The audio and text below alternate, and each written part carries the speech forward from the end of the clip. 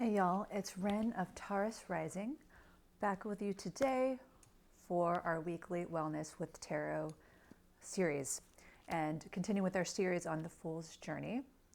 So if you haven't been with us, I'll just do a little recap. So this series is going through the Fool's Journey.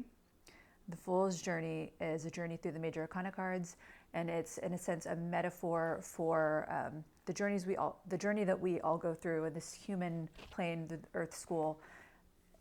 It's sort of a metaphor for that. It starts with the Fool, ends with the World. And just to recap what we've got up to this point. So we have the Fool, which the Fool is sort of like a new soul. So I'm kind of going to give sort of like a cliff notes real quick on each card. So the Fool is like, I'm a new soul, new beginning. Okay, fresh start. So it's like a new soul coming into the world. And then we come to the Magician. Like the Fool goes along, meets the Magician. And the Magician is really about kind of making things happen. So it's almost like if a new baby were born, the Fool, it's like the Magician is like, cool, I can move my arm and do that, and that thing happens. So it's almost like learning to kind of control your environment. It's more about the physical plane, conscious action, making things happen, making plans. And the High Priestess is kind of like, there's more to me than just doing things. Like I have an inner world, so it kind of represents the subconscious, things like that. And then we have the Empress, that's about like the physical world, also represents like the mother, the beauty of nature, like senses. And then we got the Emperor, where the Fool learns about rules. Like there's rules and there's boundaries, and we can do these things and we can't do these things. Then we've got the Hierophant, and the Hierophant represents like institutions and belief systems, sort of like religion, institutions, things like that. And now we are moving on to the Lover's card. So as you can see in this card, there's a lot of imagery, and you'll see like there's an angel and almost like Adam and Eve kind of situation here. I just want to name that this is a very like heteronormative kind of card too. So it's traditionally just, it has a male and a female. So I just want to name that it is heteronormative in that way. But the energy behind this card is self in relation to other, not just another person, but like, okay, I'm a person who is in a relationship with this person, place, or thing. And I think the biggest relationship that we can think of in our lives is a romantic one. So that's kind of why I think the Lover's card is more, at face value, it is like a romantic love, like that kind of relationship. But it doesn't represent only that. I think generally the energy behind the Lover's card is self in relation to something else, like harmony, balance. It also represents choices, like making a choice around, because also your choice affects other people and your environment. So I really feel like big picture of this card, that's how I feel about this card, is it's self in relation to other things and situations and places and things like that. So, and it's about finding harmony and balance and being in the world as part of the world, I think, and getting along with others and navigating relationships with others and things and all sorts of stuff like that. So that's the energy of this card. Okay, so I think I've spent enough time on background stuff for the Fool's Journey. I just felt compelled to do a little recap leading up to this. So now what we've been doing is I've been asking, the tarot, where do I need Lover's energy in my life? And then just naming that this is a collective reading, not an individual reading. So it may not all resonate. So we are going to ask the cards. And right now I've got I'm using the Radiant Rider Waite card just to show y'all the Lovers here, but I'm going to be using the Ethereal Visions deck for the actual reading. All right, so where do we need Lover's energy? And I'm going to do that thing where I pull one card and maybe a second card, just depending on what comes up. All right. What do we got here?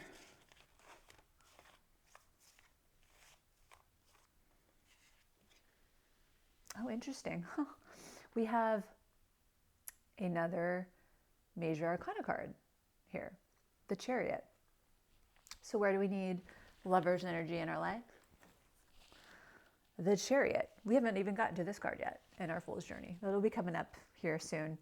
The Chariot, as you can see, it's a person in a chariot, and it's reversed. So reverse means sort of like resistance, block. It could also mean more of like an inner process versus an external process. And the Chariot is really about like effort and grit and just like kind of making things happen. Like, we had the Magician earlier in our series around, making plans, taking action. This is really like digging in, making things happen. Like a chariot is a vehicle, it moves things. And so it's like almost like really strong effort and grit. It represents like grit and almost like discomfort, like getting things done, because they got to get done. So I'm wondering if there's perhaps an area of someone's life, we'll just speak generally, where action really needs to be taken. Like, what's coming to mind is career. I don't know why, but probably because we all have to go to work and put in some effort.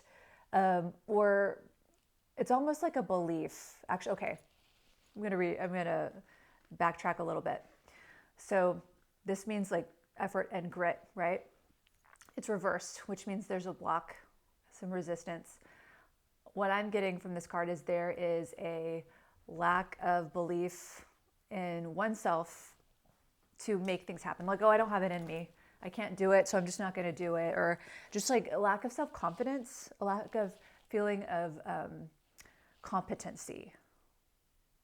And having a sense of self-efficacy and competency, like I could do that thing. Maybe I don't know how to do it, but I can learn. The belief in yourself to learn how to do things. There's lacking in that. And so I think this card right now and this reading is representing a lack of belief in self, a lack of, oh, I can't even do it. Almost like an external locus of control. If you've ever heard an external versus internal locus of control. Internal is like, cool, I can, make things happen. And external is like, oh no, things happen to me. Almost like I have no say in it. Fate will decide for me. There needs to be some sort of taking responsibility that I can do things. I can do things for my life. I can make change in my life, even if it's like cleaning my closet and making positive change happen, movement in my life versus letting things happen. So that's what I'm getting from this card. Okay, so where do we need Lover's energy and self-belief, self-competency? Like, okay, I can get things done. That internal thing going on in a person is that, that belief in yourself. We need the Lovers card. Okay, the Lovers, remember, represent self in relation to others.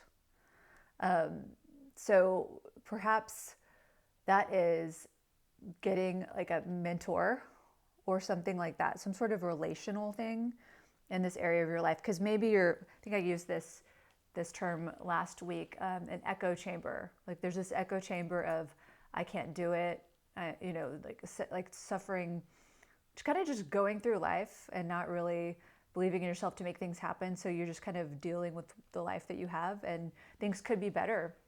Maybe things are actually okay, and you're sort of complacent.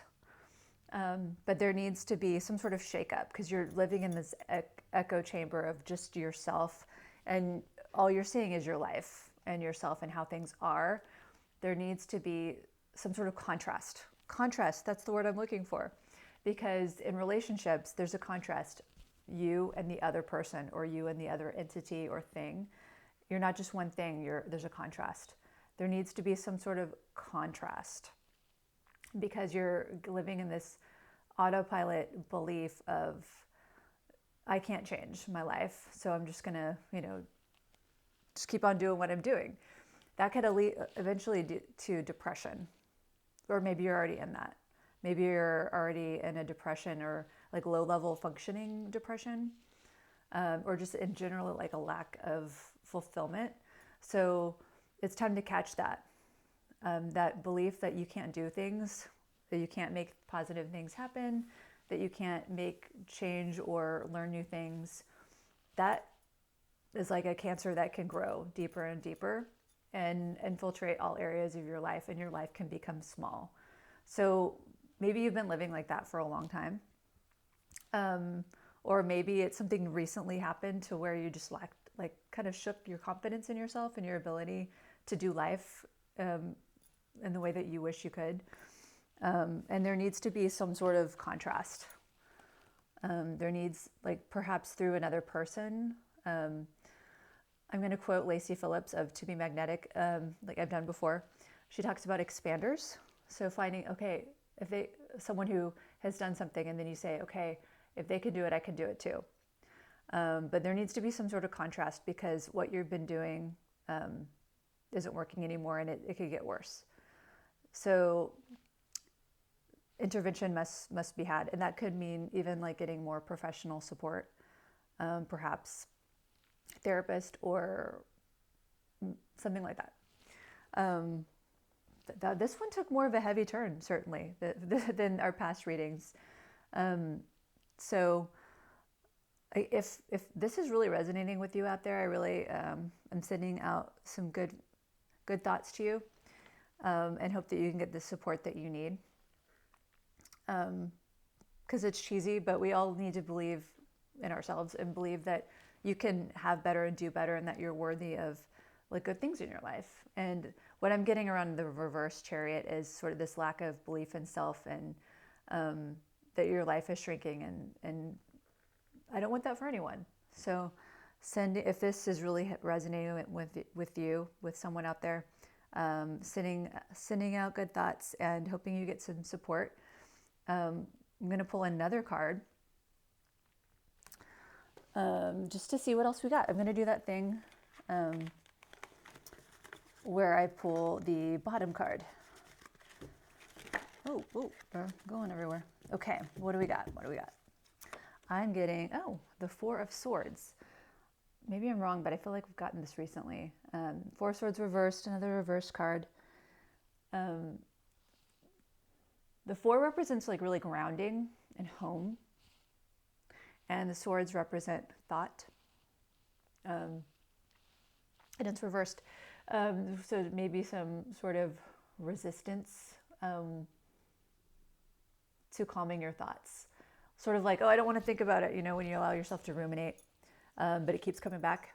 So it sounds like there's just really needing to be a quieting of the mind, because oftentimes we tell ourselves, negative things. Most of us have a inner critic that can be very loud sometimes, and there needs to be some sort of grounding and quieting of the thoughts. Your thoughts aren't always facts.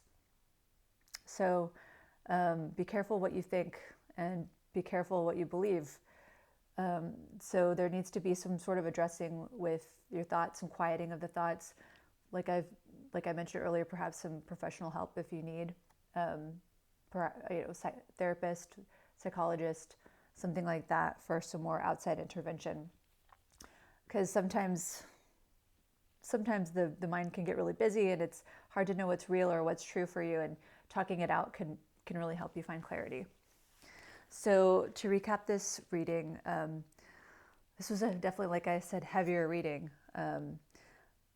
The reverse Chariot, I'm saying it's just a lack of belief in self, a lack of a belief in one's ability to make change or make things happen or take the wheel, if you will, of your own life. And that if left unhelped can lead to depression, anxiety, or worse. And so just really, hoping if this is you, if forever who that is out there, that they can get support. And also a need for quieting the thoughts, grounding the thoughts, staying grounded in the facts and what's true, because sometimes the brain can play tricks on you. Our brains have a negativity bias, and our brains will focus on the negative because we're built for survival. And so that's why sometimes there's more negative thoughts than good thoughts. And if left unattended to, if that keeps going, that can lead to anxiety, depression. So that's definitely something to get some support with, at least, at the very least, awareness. And if you can't get professional help, at least getting some self-help in the meantime, but professional help can always be good.